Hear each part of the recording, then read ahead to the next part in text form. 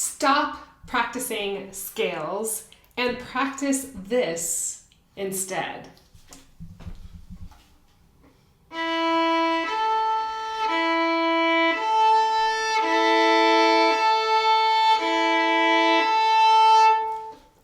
Now, before you think that I have totally gone off my rocker, this is something that is completely neglected in the violin teaching realm.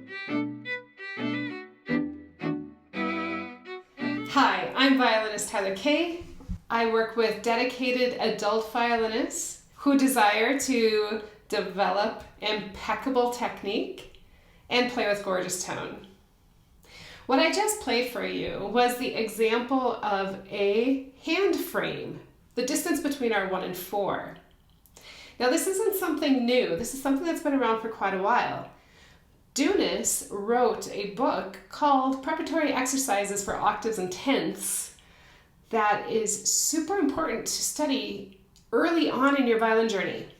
Many violinists think octaves and tenths, oh my heavens, that's after 6 years down the road. But it's really important to address this at the beginning of your violin journey and understand what exactly is a hand frame, or I believe Dounis called it hand imprint, and to incorporate this in your practice on a daily basis. So I'm just going to show you in first position what this is. And you can practice this in every single position. I would actually suggest that you do that on a daily basis. So starting in first position here on the G string, it's practicing the distance between the 1 to 4, the A and the D. You can easily play this with your open D to make sure that you're in tune.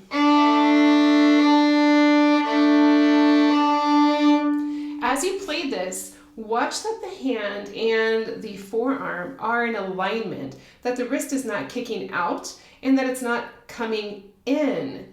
Watch that the index finger feels that it's leaning back just a bit, allowing the fourth finger to be rounded. This is super important in your violin journey to have this left hand set up even at the very beginning. Why? Once you get into vibrato, it's going to make it a lot easier. Many violinists come to me wanting to learn vibrato, but one thing they haven't discovered first is how to have a properly balanced left hand.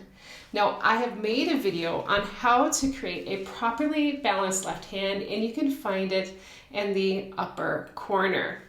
So what I just demonstrated on the G string, we're going to take it over to the D string. Same thing, 1 to 4.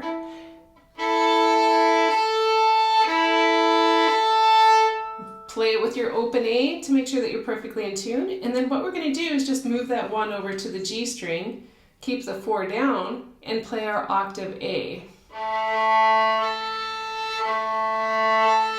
And you can play that as a double stop to make sure that it's in tune and feel that you're completely balanced between the 1 and the 4. This is basically the foundation of your left hand in first position, a balanced left hand. Then your other fingers, you're going to be able to find where they live in between the 1 and the 4. At times when we're playing in first position, of course we're going to be called for a low 1 or an extended 4. That's outside of these borders of a normal 1-4, which I call the hand frame, and Dounis calls the hand imprint. You can go ahead and take your left hand away, relax your arm, bring it back, and you want to be able to land right on that octave A. So you can physically feel, hear in your mind the octave A, and then give it a go.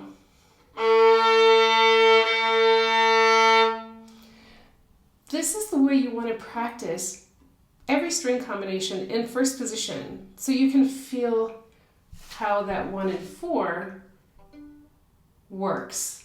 The distance between the 1 and 4 and how you go across the string. So after you've practiced this on every string, 1 to 4, then go ahead and play your octaves across the instrument.